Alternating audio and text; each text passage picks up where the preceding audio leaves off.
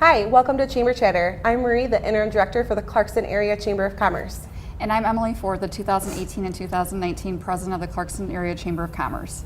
Today we will be welcoming guests to discuss the Lightbulb Moment of the Month, upcoming events, Membership Minute and Now Hiring segment, Nonprofit of the Month, and at the conclusion of the episode, we will be sharing highlights from this year's holiday market, recent ribbon cutting, and YPN Giving Tuesday.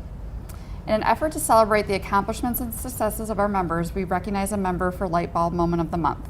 This is an opportunity for the Chamber to showcase our members that they have taken action to be more sustainable, save money, or help the community. Lightbulb Moment winners additional recognition for the month of their win highlight their efforts. This month we are recognizing Clarkston for Life, and joining us today to discuss their efforts are Amy Metz and Angela Avery. Thanks for being here, ladies. Yeah, thank you so Thanks much. for having us. So can you tell us a little bit about Clarkston for Life and what it is? So Clarkston for Life is essentially a community well-being initiative. And what that means is that we are a group of community members that focus on the importance of well-being in our community, specifically Clarkston. We try to address the well-being needs of our population everywhere from, we kind of like to say, 0 to 100. So newborns through our aging senior population. We came together as a very small grassroots organization. Over the past 2 years, we have gathered together different members of the community, and we meet regularly to sort of analyze different needs that there are in terms of difficulties we're all dealing with, whether it's anxiety or stress. Suicide has been an issue. We look at things across the board, aging, things that our senior population is dealing with. So we get together to sort of analyze and address those issues, and then think about things that we can do for the community to bring more awareness and to actually serve people in the community. Wonderful. So how did you kind of both get involved in this? What was your motivation? I originally got involved because I really felt that specifically the students in Clarkston, as a therapist myself, I'm a mental health therapist and a counselor, I was seeing a really high need for treatment for anxiety and depression, and I felt like, I wonder if we can, I guess I asked myself, and I really talked to quite a few people, if we could come together and figure out as a community how to help this. Because just focusing on the children, of course, is important, but it would be great if it was a community-wide effort. Mm-hmm. Awesome. Yeah, from what I understand, it's kind of becoming a nationwide thing, right? You've talked to some other people in different communities and things. Is that correct? Or yes, we have. We've looked at some research from other cities that have done this, and it is a massive undertaking to go ahead and try to do an initiative like this, because we focus on the physical, the social, the emotional, the spiritual, the connectedness. I mean, it's very large to try to get it together, but it's very important, and so we're here trying to take bite-sized chunks of it. Absolutely. So what do you guys think that Clarkston for Life has brought to the community itself, the Clarkston community? Well, and specific things that we've brought would include opportunities for people to get together and discuss issues that they're having. We, since our inception, have shown 3 documentaries, 2 that were open to the community. The first was Screenagers, which is a documentary that was produced to address the issues with teenagers using cell phones and screen devices. So that was the first one we showed. Then the next was Resilience, which dealt with how physical and mental health issues impact specifically children and their performance in school and really how they're able to function. And then the third was just this past fall. It was a documentary called Angst, which specifically dealt with anxiety, especially in the child and teenage population. All of these are being shown all over the country, and in Michigan somewhat. But what's really cool is that in these different things we've done, Clarkston for Life has actually gotten some attention from other communities around Michigan, Grosse Pointe being one of them, which is just interesting that they're noticing what we're doing here in Clarkston in terms of, coming together as a community, and they even look to us sort of for inspiration as to how they could do that better. So we're very proud of that. And Angie, like you said, it's such a large initiative. So what kind of, I'm assuming you're looking to the community for their support, and how can us as members of the community help you? Great question. So what we'd really like to see is when we'd like to come around and really talk to the business leaders, the businesses that are, I guess, involved in some sort of a well-being, themselves, and see how we could come together. What do they need? What can we provide for them? What can, how can we help them too? What we know to be true based on research is that happy and well employees produce more, right? So this could help our economy in our area. Happy and well children, of course, do better in school, and happy and well adults are better parents. So that's really what we're looking for. I'd like to talk to, and Amy and I, of course, and all of our steering committee would really like to go ahead and meet with community leaders of all types, not just businesses, but of course, some of the politicians that we have, basically to get a whole wide range of people that we can target and start to get some help from. So when this kind of evolves, what do you kind of see for the future? Do you guys want to be a nonprofit, like a 501c3, or kind of just leave it as this open kind of concept that can keep evolving and changing? We're exploring both avenues, honestly. There are already a lot of organizations in Clarkston, as we all know, that are doing sort of the typical having a 5K or doing a fundraising event for, some smaller group of people that need that. We're not sure yet whether there's necessarily a need for another organization like that in Clarkston, or whether Clarkston for Life will instead be a group that brings together all of these individual groups to make sure that we are supporting each other on the one hand, but then also not duplicating efforts.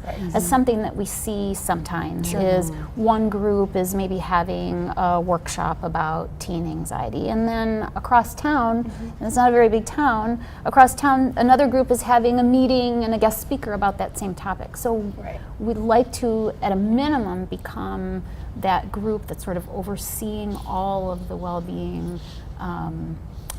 things that are going on and making sure we're all working together. Awesome. I think it's great what you guys are doing.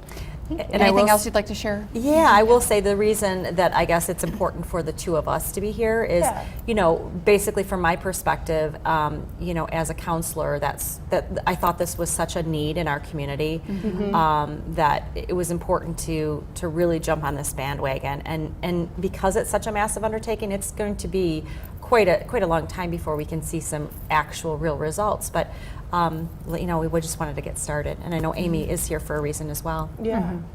Well, I started because I was involved with the schools pretty heavily. I worked on the bond campaign a couple of years ago, and then I just recently was the president of the PTA here at the high school.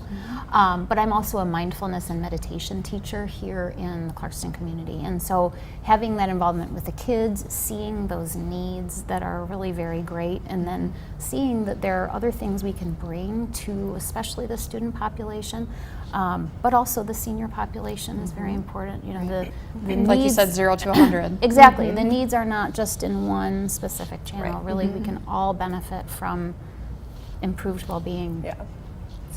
We're really excited to see kind of where this goes, and I'm just looking forward, to see what happens. And we hope that we can keep this connection, with the chamber, and we're here to help you at any step of the way. So just appreciate you guys being here today.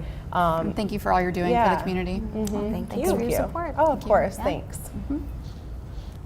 Some upcoming events the Chamber is hosting is our regional YPN social, and this is on Wednesday, December 19th in Hazel Ravines in downtown in Birmingham, and this is with 5 other YPN groups in the region. And then next we have our road rally and this is on February 7th. Dates and times to be determined, so stay tuned, but we'll be kind of going to different locations, and we'll be able to network and eat some tasty treats. And then next is our Women in Business event, and this is on February 28th at Fountains, and this will be at 10:30 a.m. So you can go to clarkston.org and view some more information or to register. Next, we'll go into our membership minute and now hiring with Gina. Now hiring. Third Circle Inc. is hiring caregivers to work with mentally and physically disabled people on a daily basis. They are willing to train and no experience is necessary. Please call their office to schedule an interview at 248-795-2625. Plan Financial Services, LLC is hiring Client Relations Manager. They are a local financial firm that is seeking qualified individuals to provide exemplary administrative support and enhance their overall client experience. Compensation packages will be in accordance with their candidates' ability and relevant experience. Please email resumes to Leanne Lewis at leannelewis@financialguide.com. Plan Financial Services, LLC is also looking for a back office support specialist. They are a local financial planning firm that are seeking qualified individuals to provide exemplary administrative support and enhance their overall client experience. Compensation level will be in accordance with their candidates' ability and relevant experience. Full-time or part-time candidates will be considered. Please send resumes to Leanne Lewis at financialguide.com. The Chamber highlights a nonprofit member each month to raise awareness about their organization and all the great things they are doing. This month, we are proud to highlight the Clarkston Optimist Club. And joining us today is past president and founding member Chandler Fleming. Sorry. Hi there. Welcome. Hi, welcome. Now I have to make a correction. I'm not a founding member. I'm just past president. Yeah. Oh my gosh. Well, thanks for correcting us. You know, it was like a Appreciate it. long time ago. So how long have yeah. you been a member then? I've been a member for about 4 years. Okay. So yeah. Great. Be 4 years in March, I believe. Okay, so no founding member. We'll remember that. So can you tell us a little bit about the Optimist and what you guys It's do? a great organization. We do lots and lots of things around town. So our motto is sort of bringing out the best in kids. One of the things that we do is essay contest and oratorical contest, things along those lines. We have the privilege of handing out money. So the Nice. last 5 or 6 years, we've handed out large sums of money to community organizations that kind of share that mission to bring out the best in kids. Awesome. So what's kind of initiative that you're working on right now, or that the Optimists are working on?